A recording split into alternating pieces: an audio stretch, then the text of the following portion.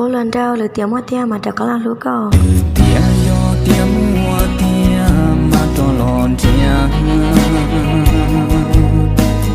mà li cho cả lon xí lu đua mò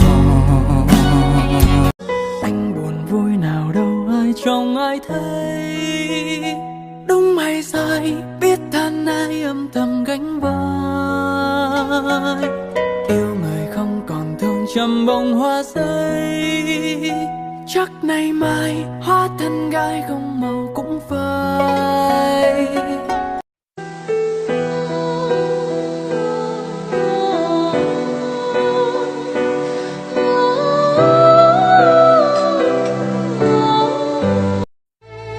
trái nhung giờ thâu lời xua chi thế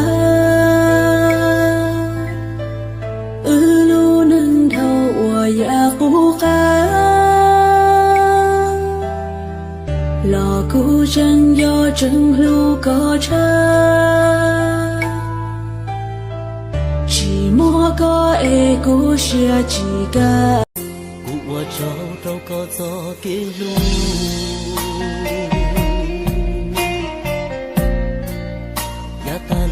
có ua rong trâu cu rồi nó có doan ta cho mu nè để cho nên đã tôi chỉ mua lon trâu đó nhưng mua mà tôi yên chơi là ít tôi lon trâu à cho nên dùng câu ấy là dùng câu để tao xin là học xem mà phải tung căng à thằng trâu trong mất trâu ta li sa ua cu địa sĩ ua kia xe cơm lông rong rong bé nút tòn đê có chỉ mò ê chạy cơ lòng này chỉ do hòn cây chạy cơ thuần lăng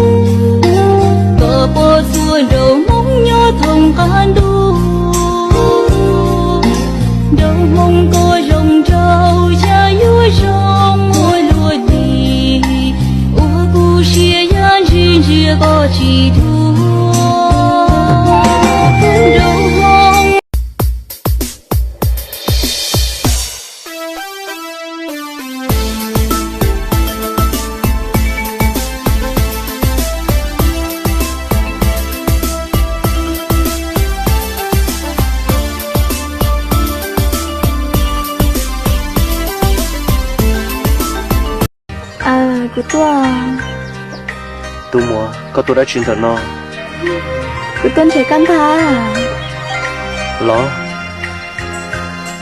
của tôi stop có đồ li có tôi nói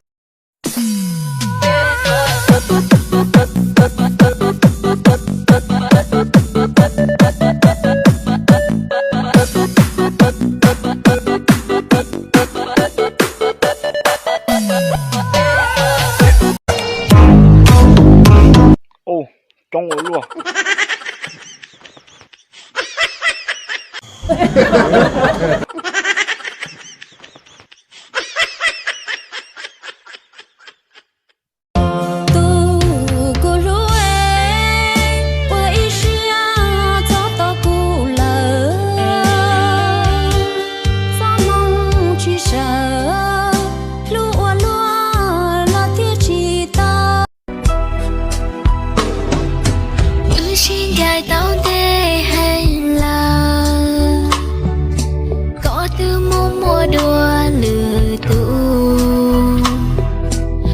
trên trong ly tu giá thao gió thao từ lối chia mà ly tao cho chỉ lưu hao gió chỉ gió tia gió kẻ phong yêu yêu chia chia người hôn dành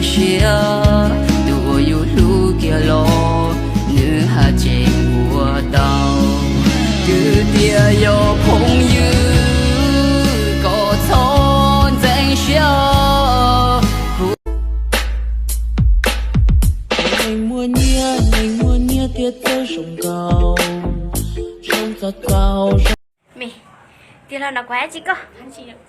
Ủa bây giờ ta món này có thấy cái giá chị có bật cả đó. Đấy chị. Thầu món của cái tè à? Má chị nữa. Em có ít tè mà. Chị cả món này trong 100 rồi. Em ít tè kìa thôi mà. Chị cả. Cả mà. Đấy Có ít tè là. muốn ăn Đó, nè. chỉ là của cái tè á. Nhỏ hầu có luôn cho xem nhà sai ấy tu này nhỏ hầu có luôn cho ôm in trong mong rung đầu lúa li của tao mùa tu lo nhớ hầu có gì hầu in trong mong tu mê để dễ tiền có của bao tiền mỗi tự nhiên nhẹ có thọ nu có luôn bê sẽ hồ lý cha na mê lệ